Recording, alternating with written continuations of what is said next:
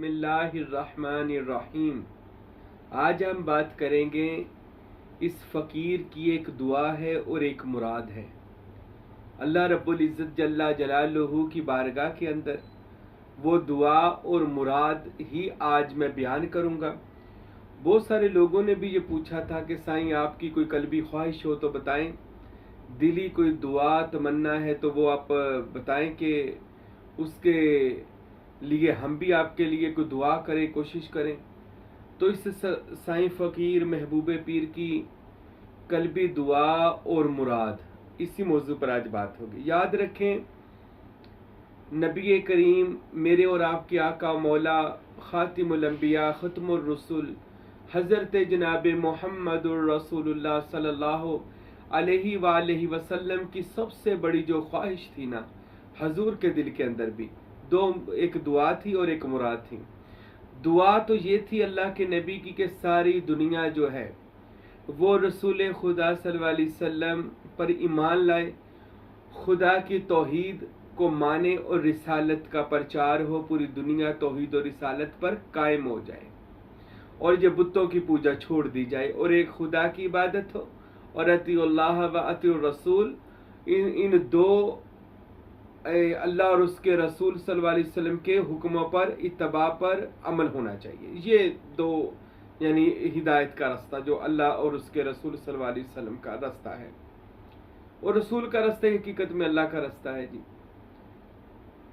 تو میرے نبی صلی اللہ علیہ وآلہ وسلم کی جو ایک دعا تھی وہ یہی تھی کہ اللہ پوری دنیا پر اسلام کا جھنڈا گاڑ دے، اور میرے نبی پاک صلی اللہ علیہ وسلم نے اسی دعا کو مانگا بھی اور اس دعا کے لیے کوشش بھی کی۔ یاد رکھیں، دعا مانگنے کے ساتھ ساتھ دعا کے لیے کوشش کرنا بھی ضروری ہوتا ہے۔ ہم کہتے ہیں یا اللہ مجھے رزق عطا فرما، تو رزق صرف دعا سے نہیں ملے گا۔ حضرت صلی اللہ علیہ وسلم نے فرمایا اس کے لیے آپ کو کوشش بھی کرنا پڑے گی، اس کے لیے نکلنا پڑے گا۔ ہم دعا مانگتے ہیں کہ یا اللہ ہمیں دین میں کامیابی عطا فرما، تو پھر دین میں کامیابی کے لیے پھر نکل کر خانقاہوں سے رسم شبیری ادا کرنی پڑے گی، ٹھیک ہے؟ تو پھر اللہ تعالیٰ اس دعا کو مستجاب کے رنگ میں لاتا ہے، قبولیت کے درجے عطا فرماتا ہے۔ تو میرے نبی پاک صاحب اللہ کی ساری زندگی یہ دعا آ رہی ہے کہ میرے اللہ اسلام کا بول بالا ہو، فقر کا بول بالا ہو، دین محمدی کا بول بالا ہو۔ تو میرے نبی کریم صلی اللہ علیہ وسلم نے دعا بھی کی، توجہ بھی کی، محنت بھی کی۔ آج رسالت مآب کی محنت ان کی عظمت بنی ہے، اور پوری دنیا کے اندر اسلام ایک سچا برحق مذہب بن کر آج پوری دنیا کے اوپر انشاءاللہ حکومت کر رہا ہے، اور حکومت کرے گا انشاءاللہ تعالیٰ۔ کیوں؟ اس وجہ سے کہ ہمارے مخبر صادق، ہمارے ہادی رہنما جناب محمد رسول اللہ صلی اللہ علیہ وسلم کی اس اسلام کی کوشش میں دعا بھی ہے اور محنت بھی ہے۔ یہی دعا اب حضور پاک کے بعد اہل بیت بھی کرتے تھے کہ اللہ جتنے ہمارے ماننے والے ہیں ان کو ہدایت عطا فرما۔ اگر میرے نبی نے دعا کی، ہدایت کی، تو ساری زندگی مانگی ہدایت اور دعا۔ اسی طرح اہل بیت اطہار نے بھی علیہم السلام نے لوگوں کے لیے دعائیں مانگی اور لوگوں کو ہدایت کے، نیکی کے راستے پر لے کر آئے۔ صحابہ کرام رسول اللہ صلی اللہ علیہ وسلم کے ان کا بھی یہی معمول رہا کہ وہ دعا بھی کرتے تھے، ساتھ کوشش بھی کرتے تھے، تو یہ دونوں چیزیں رنگ لاتی تھی۔ دعا کیا ہوتی تھی کہ اللہ اسلام پوری دنیا میں چھا جائے، اسلام پوری دنیا میں پھیل جائے، تو پھیل گیا۔ صحابہ کی محنتیں، اہل بیت اطہار کی محنتیں تھیں، اور دعا تھی اور توجہ تھی۔ یہی پھر اولیاء اللہ، خدا کے ولیوں میں یہ عادت آئی، کیونکہ جس بندے کو فکر ہوتی ہے نا وہ دعا کرتا ہے۔ یاد رکھیں، ایک بندہ وہ ہے جو ویلا ہے، نکما ہے، اس کو پلے کوئی نہیں، اس نے نہ اپنے لیے کچھ کرنا نہ کسی کے لیے کچھ کرنا ہے، تو وہ بندہ دعا بھی نہیں کرتا، کیونکہ دعا ایک عطا کا نام ہے۔ اور جب کوئی بندے کو اللہ تعالیٰ کوئی ڈیوٹی پر مامور کرتا ہے نا، پھر اس کا دن رات دھیان اسی کی چیز کی طرف لگا رہتا ہے، وہ بار بار اپنے خدا کی بارگاہ میں دعا بھی کرتا ہے اور اس کام کے لیے کوشش بھی کرتا ہے۔ جیسے صوفیہ اور اولیاء اللہ کو اللہ نے منصب ولایت پر جب اللہ سرفراز فرماتا ہے، ان کے دل کے اندر یہ بات اللہ کی طرف سے ڈالی جاتی ہے کہ آپ نے لوگوں کے لیے دعا بھی کرنی ہے، توجہ بھی کرنی ہے، محنت بھی کرنی ہے، اور ان پاک لوگوں نے آپ کو پاک کر کے اللہ تک پہنچانا ہے۔ ٹھیک ہے، یہ دعا اور یہ کوشش ہر نبی ہر ولی کی رہی ہے۔ اور کہہ لیں دعا اور کوشش، یہ دونوں چیزیں میں پھر آپ کو بتا دوں ساتھ جڑی ہوئی ہیں۔ کوئی بندہ کہے میں دعا تو کر رہا ہوں جی یہ کام ہو جائے گا، ساتھ اس کے لیے کوشش کرے۔ اچھا، دعا کے ساتھ ایک تو کوشش یہ ہے کہ میں کام کے لیے کوشش کر رہا ہوں۔ ایک اور میں آپ کو خاص بات بتاتا ہوں کہ جو اللہ کا ولی جب دعا کرتا ہے نا، تو کوشش یہ کرتا ہے کہ اس کے لیے نا دعا کے لیے ایک روحانی سفر کرنا پڑتا ہے۔ یعنی روحانی سفر کیا ہے؟ دعا ایسے نہیں مانگنی جیسے مادی یہ ایسے لوگ مانگتے ہیں، چلو جی دعا مانگ لی تو کلمہ پڑھ کر چہرے پہ پھونک مار لی۔ صوفیاء اولیاء نے لکھا، اور میرے مرشد حضرت فقیر نور محمد سروری قادری کلاچوی رحمۃ اللہ علیہ، آپ نے اور آپ کے صاحبزادہ اور میرے مرشد کامل حضرت فقیر سلطان عبدالحمید کامل سروری قادری رحمۃ اللہ علیہ نے الہامات اپنی کتاب میں لکھا کہ جب کوئی طالب دعا مانگے تو دعا مانگتے ہوئے اس چیز کی کوشش کرے کہ جیسے جو چیز مانگ رہا ہے تو اپنے ذہن کے ساتھ یہ کوشش کرے وہ چیز آپ کی طرف آ بھی رہی ہے۔ بے خیالی میں مانگی ہوئی دعا ریجیکٹ ہو جاتی ہے، اور خیال میں گم ہو کر دعا مانگی جائے اور ساتھ یہ دعا مانگی جائے کہ یا اللہ جو میں مانگ رہا ہوں جب مجھے مل بھی رہا ہے، آپ نے یہ ساتھ ساتھ کوشش کرنی ہے کہ جو میں مانگ رہا ہوں وہ میرے پاس آ رہا ہے، میں رزق مانگ رہا ہوں وہ آ رہا ہے، میں فلاں چیز مانگ رہا ہوں وہ آ رہی ہے،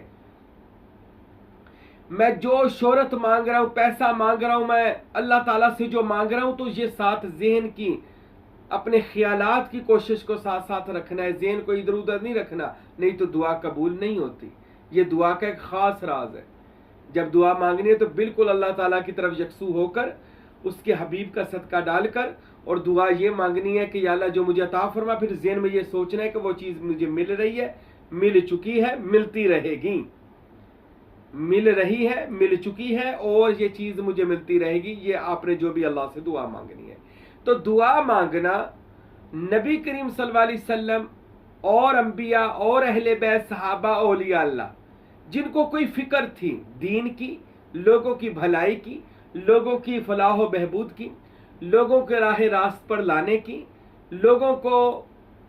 اللہ کی طرف لے جانے کی، تو یہ کوشش، یہ دعا اللہ نے ضرور ضرور ان کی قبول فرمائی ہے۔ تو یہی کوشش اور دعا اس فقیر سائیں محبوب پیر کی ہے کہ آج ہم دن رات یہ دعا اور کوشش کرتے ہیں۔ دعا تو دن رات کرتا ہوں، ساتھ یہ میں اپنے بیانات کے ذریعے کوشش کرتا ہوں، کتابیں لکھنے کے ذریعے کوشش کرتا ہوں، لوگوں کو ملتا ہوں، اور اسی چیز کی کوشش کرتا ہوں کہ لوگوں کو دین اسلام کی روح اور فقر محمدی کی حقیقت کا پتہ چل جائے۔ یعنی وہ علم جو حضرت سخی سلطان العارفین سلطان باہو رحمت اللہ علیہ فرماتے، لوگوں اللہ کے دین اسلام کے اندر اللہ کی پاور چھپی ہوئی ہے جو صرف صوفیاء اور اولیاء اللہ کو پتہ ہے، اس طاقت کا، اس طاقت کو حاصل صرف ولی اللہ کر سکتا ہے، کیونکہ ولی اللہ، اللہ کا دوست، اللہ اس کو وہ راز عطا فرماتا ہے۔ اس سے پہلے جی اگر آپ چاہیں مجھے اسلام کی حقانیت بھی پتہ چل جائے تو نہیں، بس آپ ایسے مسلمان ہو گئے ہیں، نماز قرآن پڑھ رہے ہیں، ٹھیک ہے۔ اگر آپ چاہتے ہیں کہ آپ کو اسلام کی حقیقت، آپ کو اسلام کی طاقت اور اسلام کے اندر چھپا راز، اچھا کیا ہے بھلا اسلام کے اندر؟ میرے اور آپ کے نبی پاک صلی اللہ علیہ وسلم نے اسلام کے اندر نا ایک بہت بڑا باطنی خزانہ رکھا جسے تصور اسم اللہ ذات، تصور اسم محمد کہا جاتا ہے، یعنی کہ تصورات کی دنیا، ایک روحانیت کی دنیا، ایک ایسی کائنات، بلکہ یہ کائنات تو چھوٹا لفظ ہے، کائناتیں روحانیت کے اندر کہ وہ اسلام کے اندر چھپی ہوئی ہیں۔ وہ ان لوگوں کو اللہ تعالیٰ دکھاتا ہے کہ جو اس رستہ راہ سلوک میں آتے ہیں، کسی کامل ولی کے بیعت ہوتے ہیں، اور بیعت ہونے کے بعد اس سے یہ تربیت لیتے ہیں، اور اس ولی اللہ کے ذریعے مشق وجودیہ کر کے آپ اس رستے پر چلتے ہیں جس کو اللہ تک پہنچنے کا روحانی سفر کہا جاتا ہے۔ تو یہ صرف اولیاء اللہ ہی کام کرتے ہیں، ان کے پاس وہ اسلام کی حقیقت موجود ہوتی ہے۔ تو مجھ فقیر کو بھی اللہ تعالیٰ نے یہی فکر عطا کی ہے کہ دن رات اپنے مریدین ہوں، طالبین ہیں، صادقین جو میرے دوست ہیں، احباب ہیں، دن رات ہر ایک کے لیے یہی میرے آپ جتنے بیانات سن رہے ہر بیان میں یہ لمحہ فکر میں دیتا ہوں کہ لوگوں اللہ تعالیٰ سے کنٹیکٹ کرو،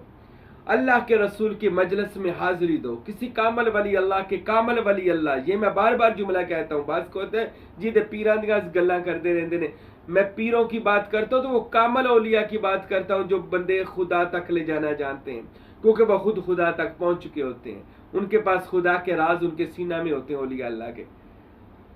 تو یہ دن رات یہی محنت کر رہا ہے، میں بھی الحمدللہ کہ اور دعا بھی آپ کے لیے کرتا رہتا ہوں، یہ تو میرا اللہ جانتا ہے کہ یا اللہ ان سب کو جو ان کی مراد ہے وہ پوری فرما اور ایسی ہدایت دے جس کے بعد کبھی گمراہی نہ ہو، یعنی کہ ان کو ایسا راہ سلوک کا وہ سفر دے جو اللہ تک جاتا ہے، کامل مرشد کے ذریعے، اس میں محمد نام محمد کے ذریعے اور نام اللہ یعنی اسم اللہ ذات کے ذریعے جو اور اس میں ہو پر تک جو سفر جاتا ہے، تو اس رستے پر سب کو چلا۔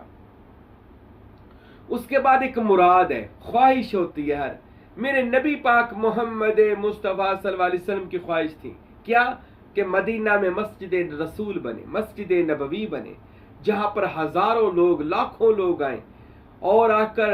وہ جام طہورہ رسول اللہ سے پئیں اور علم و ظاہر اور علم باطن اور تصوف کا علم حاصل کریں۔ تو رسول اللہ کی یہ مراد تھی، اس لیے رسول اللہ نے پہلے آتے ہی مدینہ المنورہ میں مسجد رسول کو تیار کیا، جسے مسجد نبوی کہا جاتا ہے، مدینہ المنورہ کہا جاتا ہے۔ میرے نبی نے آ کر سب سے پہلے ایک عظیم درسگاہ بنائی جسے مسجد رسول کہا گیا، جسے آستانِ رسول کہا گیا، جہاں پر میرے نبی دن رات لوگوں کو نماز، قرآن، حج، زکوٰۃ، پھر ظاہری پھر باطنی تعلیمات یعنی تزکیہ نفس اور تمام مراقبات اور تمام ظاہری باطنی علم اپنے عام و خاص صحابہ کو میرے نبی عطا فرماتے تھے۔ اور اسی طرح پھر صحابہ صفہ جو ہر وقت رسول اللہ کی بارگاہ میں رہتے تھے، ان کو مسجد رسول کے ساتھ ایک ایسا چبوترا، ایک ایسا مقام دے دیا گیا جہاں وہ دن رات رسول اللہ سے تزکیہ نفس کی وہ تعلیمات لیتے تھے، مشق وجودیہ لیتے تھے، حضور پاک صلی اللہ علیہ وسلم کا دیدار کرتے تھے، حضور پاک سے کہہ لے دن رات حضور کا دیدار بھی کرتے تھے اور حضور سے کلام برحق بھی سنتے تھے۔ شریعت، طریقت، حقیقت، معرفت، فقر اور مقام عشق کی گفتگو میرے نبی دن رات ان کو یہ نور کے کلامات سناتے تھے۔ تو یہ خواہش جس کو رسول اللہ نے کیا، حضرت ابو بکر صدیق سے میرے نبی نے کہا تھا اے ابو بکر مجھے مسجد کے لیے، آستانہ کے لیے چندہ چاہیے، تو اللہ اکبر، اس عاشق صادق کے لیے پوری تاریخ گواہ ہے۔ یہ دیکھیں میں مراد کی بات کر رہا ہوں، مرشد کی کیا مراد ہوتی ہے اور مرید کی کیا مراد ہوتی ہے، کائنات کے پیغمبر اور رسول خدا کی کیا مراد ہے اور اس کے جانثار حضرت ابو بکر کی کیا مراد ہے۔ میرے نبی نے فرمایا لاؤ مجھے چاہیے چندہ لاؤ، مسجد آستانہ بنانا ہے، مدرسہ بنانا ہے، تو ابو بکر صدیق کے بارے میں آتا ہے اللہ اکبر، گھر کا سارا سامان اٹھا کے رسول اللہ کے پاس لے، یہاں تک کہ ایک سوئی تک نہیں چھوڑی، ایک چراغ تک نہ چھوڑا، وہ بھی رسول اللہ کی بارگاہ میں لا کر پیش کر دیا۔ میرے نبی نے اتنا ڈھیر سامان کا دیکھا، فرمایا اے ابو بکر جی یا رسول اللہ، اپنے گھر کے لیے کیا چھوڑا؟ آقا میں نے گھر کے لیے ایک اللہ چھوڑا اور ایک اللہ کا رسول چھوڑ دیا، مجھے اللہ اور اس کا رسول کافی ہے۔ اور خود کہتے اپنا لباس دے کر ٹاٹ کا لباس پہن لیا، ٹاٹ کا لباس پہنا، اور آسمان کے فرشتے فقر ابو بکر دیکھ کر حیران ہو کر کہتے یا اللہ پروردگارہ اگر اجازت ہو ہم ملائکہ بھی ٹاٹ کا لباس پہنے، یہ دری کا لباس پہنے۔ تو ان کے فقر پر فرشتے آشش کر اٹھے۔ میرے بھائیو آج وہ ابو بکر صدیق کے لقب سے مشہور ہوا، وہ رسول اللہ کا غار یار تو بنا، غار مزار بھی بنا، صاحب مزار بھی بنا، غار یار کے ساتھ صاحب مزار بن گیا۔ کون؟ حضرت ابو بکر۔ حضرت عمر آدھا سامان لے کر آئے، حضرت عثمان، مولا علی نے خود کو بھی بیچ دیا رسول اللہ کی بارگاہ میں، سامان تو سارا دینا تھا، خود بھی گروی اپنے آپ کو محمد مصطفیٰ کی بارگاہ میں رکھ دیا، یا رسول اللہ علی کو بیچ دے یا رکھ لیں، علی آپ کے لیے ہے، جو حکم کریں گے علی آپ کی اطاعت کرے گا. ارے خود کو گروی رکھ دیا رسول اللہ کے لیے، رسول اللہ کی بارگاہ کے اندر.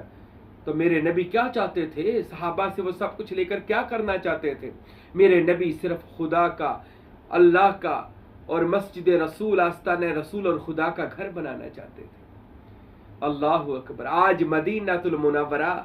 سرزمین عرب کے اندر جو مدینہ شہر ہے، آج کائنات میں جتنے بھی مزارات ہیں، جتنے بھی اولیاء کے آستانے ہیں، اللہ کی قسم، چاہے وہ پاک پتن شریف ہے، چاہے وہ کلاچی شریف ہے، چاہے وہ سلطان باہو کا شورکوٹ شریف ہے، چاہے وہ شرک پور شریف ہے، گولڑا شریف ہے، سیال شریف ہے، اجمیر شریف ہے، بغداد شریف ہے، کربلا شریف ہے، یہ جتنے بھی مزارات ہیں، اللہ کی قسم ان سب کے سب مزارات کو جو طاقت روحانی پاور مل رہی ہے وہ ایک ہی جگہ سے مل رہی ہے، اور اس کا نام مدینہ المنورہ ہے. وہ کیسی عظیم درسگاہ میرے نبی پاک محمد مصطفیٰ بنا گئے، جہاں سے اب قیامت تک کے لیے ساری دنیا اولیاء، صوفیاء، عام و خاص وہاں سے ہدایت حاصل کرتے ہیں. میرے بھائیوں، کامل مرشد جو ہوتا ہے نا، اس کی وہی مراد اور خواہش ہوتی ہے جو نبی کریم محمد مصطفیٰ صلی اللہ علیہ وسلم کی تھی. کیا؟ ایک تو یہ دعا کرتے تھے اللہ ان کو ہدایت عطا فرما، اور اللہ ان کو اپنے راستے پر چلا، اور ایسا دنیا میں کام کر جائیں، وہ آستانہ ہو، وہ مدرسہ ہو، وہ مسجد ہو، وہ رہتی دنیا تک عبادت ہوتی رہے، اور اس کو ثواب ملتا رہے، اس کو درجات ملتے رہیں، اس کو سربلندیاں ملتی رہیں.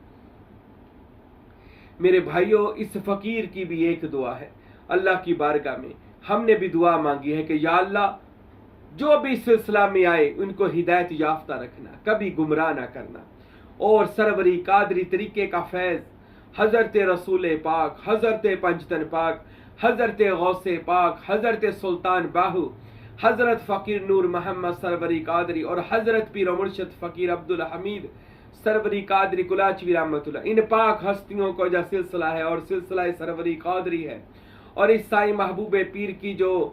دن رات کی جو لگن ہے اس رستے پر لوگوں کو لانے کی، اللہ اس میں کامیابی و کامرانی عطا فرما، اور ان صالحین کا رستہ ہم سب کو ہمیشہ عطا فرما. اور دوسری بڑی خواہش جو اس فقیر کے دل کے اندر ہے کہ اللہ ہمیں بھی اتنا ہی کوئی جڑا والا کے اندر بڑا مدرسہ بنے، حمام مسجد بنے، کوئی آستانہ بنے شہر کے اندر، کوئی اللہ تعالیٰ توفیق دے. تو انشاءاللہ تعالیٰ یہ فقیر ضرور کوشش بھی کر رہا ہے، دعا بھی کر رہا ہے، یہ میرے قلب کی مراد بھی ہے، اللہ پوری فرمائے گا. یہ باتیں اس لیے سنائی ہیں، بہت لوگوں نے پوچھا سائیں آپ کی کوئی خواہش ہو تو بتائے. تو میری تو اپنی ذات کے لیے تو کوئی خواہش نہیں ہے کہ میرے اپنے لیے کچھ چاہیے. ہاں، جس کو بھی کچھ دینا ہو وہ خود آ کر شہر جڑا والا کے اندر مسجد بھی بنائے، مدرسہ بنائے، آستانہ بنائے، خود بنا دے، اور رہتی دنیا تک ایسا ذخیرہ عبادت لوگوں کے لیے چھوڑ جائے کہ جو جہاں پر عبادت کرے قیامت تک کے لیے آپ کا خزانہ اللہ کی نیکیوں سے بھرتا رہے، خزانوں سے نور سے بھرتا رہے گا انشاءاللہ تعالی. تو میرے بھائیوں، اس فقیر کی بس یہی دعا ہے کہ اس میں اللہ ذات کا پرچار ہو، سروری قادری طریقہ عام ہو، سروری قادری سلطانی طریقہ لوگوں کو بھی بتائیں، خود بھی کریں، لوگوں کی ہدایت کے لیے دعا بھی کریں، کوشش بھی کریں. اور جو سب سے بڑی جو اس مرشد کا فقیر کی دعا ہے،